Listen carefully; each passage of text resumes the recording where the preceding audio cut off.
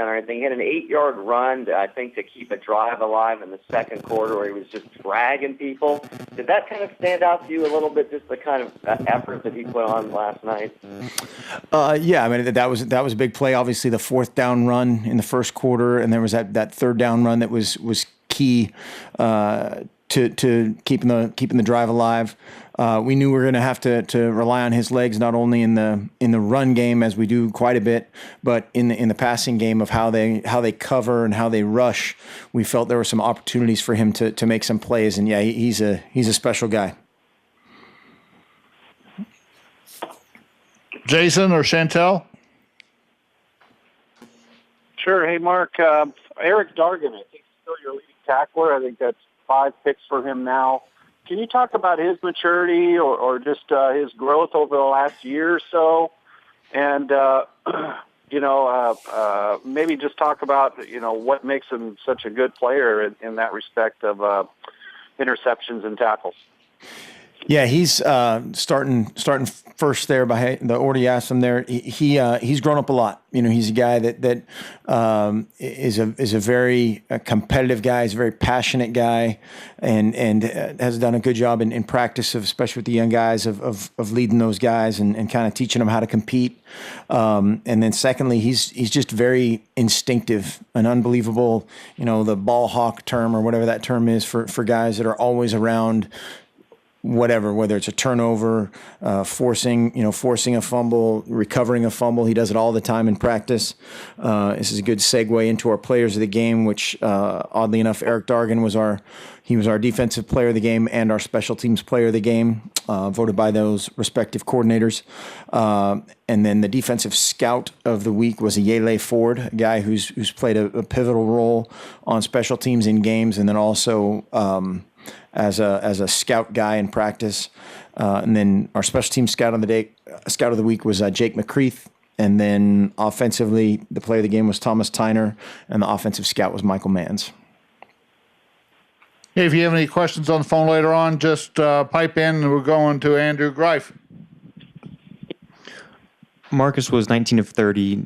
That's, for most guys, that's a pretty good night. For him, it's shocking how low that completion percentage is. When his arm isn't quite there, you said he missed some passes. Do you try to feed him some runs, get him going on the ground a little bit to keep the rhythm going, or I don't know, keep his confidence up? Because he was obviously doing very well with his legs. Yeah, his confidence is fine, and sometimes it was, when you look at the tape, I think one ball slipped out of his hand. One, he was kind of resetting his feet, and when you get, kind of off balance in like a twisting motion of your hips, it's hard to be accurate.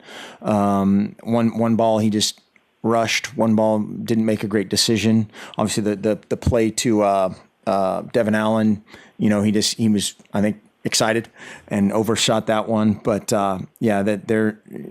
he's still our Superman, and he believes himself and in himself, and we believe in him without exception. Going to Jake Zivin in the back.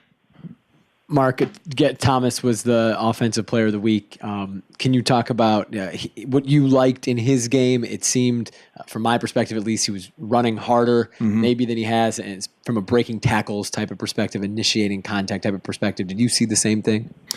We did. Yeah, I thought he did a nice job being physical, coming back after missing a game. That's always something, particularly as a running back, you're gonna get tested. Your physicality, your toughness, and both he, Royce, and Byron, are guys that are capable of being physical, being fast, being a change of direction guy, and so that was very encouraging. Okay, Matt Prim. Your linebackers, can you maybe talk a little bit about the tackling that they did? It seemed like they didn't really miss anything against Stanford yesterday. There were a few. I think there's a couple guys that are starting to play with more and more confidence. Danny Mattingly had a tackle for loss and just played fast, believed in it. And then on that play that was kind of weird, we prematurely shouted there between third and fourth quarter, and the additional third quarter play, he could have had another tackle for loss, and just totally cutting it loose from a confidence standpoint. And he's getting better and better every week, though.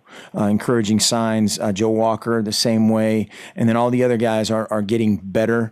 Part of that is the style of game. It was a little bit more of a enclosed space operation last night, but you still have to get him on the ground. Ryan Thorburn.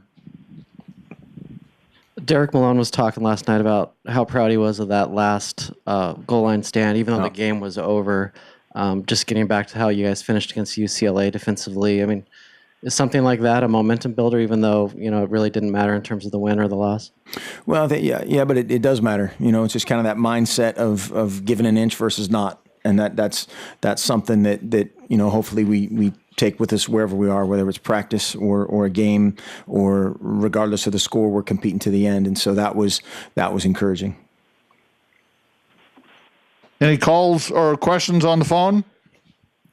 Yeah, Mark, I know you're going to talk a lot about during the week, but Utah played to overtime at ASU, a really strong team. I guess it's the nature of this conference, huge one against Stanford, but not any time to celebrate this at all. Is that pretty much accurate? That is extremely accurate, and all you have to do is flip on the film, or like you said, watch the games, and they're playing lights out, on especially on the defensive side of the ball. The team, Arizona State is also playing very well defensively, and so it was a lower scoring type of game, but they're another team that is extremely fast up front, extremely physical up front defensively. They have a bunch of new guys in the secondary that are playing great, and then a bunch of those guys playing on special teams. So it's a bunch of fast, physical guys that present difficult matchups for everybody on special teams. And then it's another returner, like I was talking about last night in the parade of great returners in our conference that will present a huge challenge. Going to Rob Mosley. You mentioned how Marcus's run in the first quarter, the fourth down. I think Royce had to pick up a blitzer on that. Yep. It seemed a few times your running backs helped out with picking up some pressure. How have they done in that regard all year, and how did last night fit into that?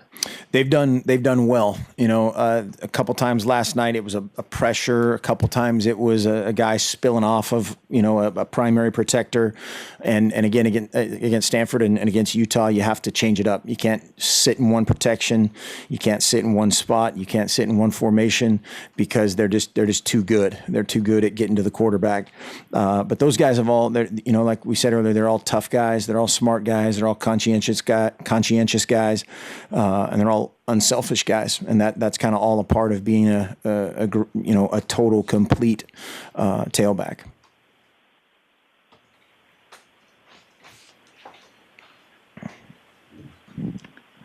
John Franke in the back. Hey, Coach, after the game, a lot of the guys talked about how the win over Stanford was just another win for them. What does that tell you about their mindset going forward down the stretch run here in the conference?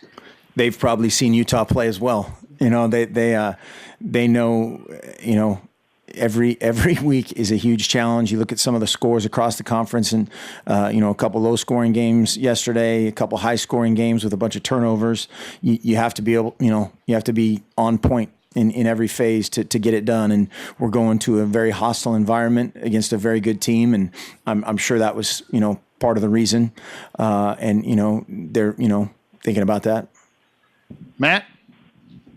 Shortly after you left the podium last night, the Oregon Gridiron account announced a signing of Canton Katamule. Have you ever seen a guy visit, commit, and sign during a game, and then can you maybe just tell us what he can provide for you guys next year? Well, first part, no. We made sure of all the rules on that, and then we're going to wait on all these guys. I think we talked about this a little bit before, and all the financial aid agreement mid-year guys. We're going to wait until they're on campus to really talk about them fully. Any phone questions? Sure, I'll ask one. Hey, Mark, given what happened at Arizona last year, this is a classic situation where you had a huge win and then followed up by, like what you say, going up against a very good team in Utah, at Utah. Is this something that you emphasize even more? I know you're a game-by-game guy, kind of like Chip was. But given what happened last November, do you really try to emphasize, hey, we need to really get up for this game? Well, we absolutely need to get up for this game because it's the next one, and I think certainly we've talked about that scenario. Kind of what you're saying of going on the road and all that stuff. We talked about that a lot in the off season leading up to the opening of the season. just of how this conference works, how the grind works. It's this point of the season, everybody's beat up, banged up in school, taking midterms, doing whatever, and they have to focus on, when it's football, be a great football focused person. When it's biology, be great at focusing on that. Front left, Caleb. So talking about young talent, Charles Nelson just seems to not do any wrong, starting with the first touchdown of the game and then kind of the ceiling touchdown with that excellent block. Can you talk about him and how he's progressed this season? He's a dynamic dude that he just does so many things well, and not just with the ball in his hands. He's a very physical guy in special teams, both on the ball and off the ball, whether it's a returner or as a cover guy. Just a rare talent. Smart, tough, unselfish, and a guy a guy that will continue to try to create some stuff for. Rob. How'd you feel about the penalty situation? Was last night a step in the right direction at all after some bigger numbers, yardage totals early in the year? Yeah, we still had a couple things that are definitely unforced error type of situations, and a couple things that we need to clean up, but better just from a raw number standpoint. I don't know exactly. I can't remember what the differential was, but better. Come up the front, Ralph Russo. Mark, do you allow yourself to survey the national landscape a little bit, even if it's just out of curiosity, see Auburn and Ole Miss, what they did, or do you try to isolate and maybe insulate yourself and just kind of keep in mind what needs to be done in the Pac-12? The only time that I personally do that is after our game on Saturday, or maybe a little bit prior to. This is a weekend where we have a ton of recruits in, and so there's a bunch of stuff that we're doing, with them. So it's not like you can flip on 4 different games, and even catch 10 minutes of anything. And so we're meeting with those people and parents and all that stuff, which is vital. And then after the game, last night there's not that much time, so just a chance to probably, like most people, catch the highlights and the analysis of the day. Andrew Greif. You said last night it was a pretty encouraging sign that you're able to beat a team like that and yet have, and as you put it, a lot of mistakes. What's on your priority list of things you want cleaned up? A bunch of stuff, again, fits defensively, fits in special teams of just being, the right gap, the right shoulder, all those things that are detailed up, covered, okay. With our kickoff team, there's, that guy, Ty Montgomery, is a touchdown waiting to happen. And we avoided that, which was big, but there were, we had a bunch of guys that had the wrong leverage in that deal, didn't protect very well on a PAT field goal or on, our punts. Like we talked about, missed a few easy throws, had a few route issues from just a spacing standpoint, speed, landmarks, all those things. And then defensively, again, fits, leverage, tackling. You're kind of all, it's kind of a fundamental you're always talking about. Matt? Sam can't put on a lot of weight this season, and now he's had to play quite a bit. Now he's got your haircut. Unfortunately, yes. What have you seen out of him the last 3 or 4 weeks, and is it kind of coming into fruition of what you were expecting? He is. Sam's a kind of guy I think everybody likes to be around, and works hard. Things don't come as naturally to him as a lot of other guys at that position, and he's been working his tail off, and so to have that show up in the games and him being a big cog in a lot of big plays so far this year is very encouraging. Ryan? College football is usually a roller coaster for most teams through the season, highs and lows. You said last night that this team prepares, at special. Through your 9 games that you've prepped for, has it been pretty consistent? Are you all 9? Or did you prepare well, or has there been ups and downs, or is it something you've ratcheted up over the last month? Or how would you describe the prep this year? I think particularly after the Arizona game, it's been more competitive, better sense of urgency. All those things that you, again, win or lose, you try to impart on these guys of getting better in everything we do.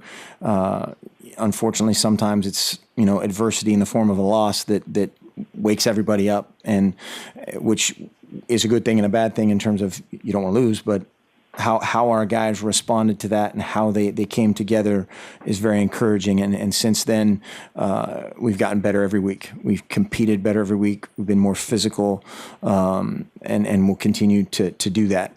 And then, you're always walking that fine line of staying healthy, but hitting, tackling, competing, and playing with that edge. Jake in the back. Mark, you mentioned having recruits in. How do you balance on a day like yesterday, before the game, having to meet with potential recruits that you're trying to get here, and also obviously doing final preparations and preparing yourself mentally to coach your current team in a game against Stanford? Yeah, that's just kind of all part of the deal. It's obviously this game, had a great crowd as we have been lucky to have every game, great atmosphere, and the profile of this game in the last several years. I think a lot of guys wanted to come here on that weekend. Part of it, you have to limit that number. I mean, you can't bring in 20 guys and have them have a positive experience in terms of being able to spend individualized quality time with everybody involved. But that's just part of the deal, carving out X number of minutes for each whatever academic facility, all the things that we do with those guys is Jim Fisher does a great job, and our entire recruiting department, they do a great job managing all that stuff on campus. They're phenomenal. Caleb? So going back to Ty Montgomery, he averaged nearly 25 yards a return. How much of that was him being the touchdown waiting to happen, and how much of that was miscues on the special teams? I think both. Anytime if you limit that guy to a 25-yard return, the ball's inside the 30, and for him, that's a victory.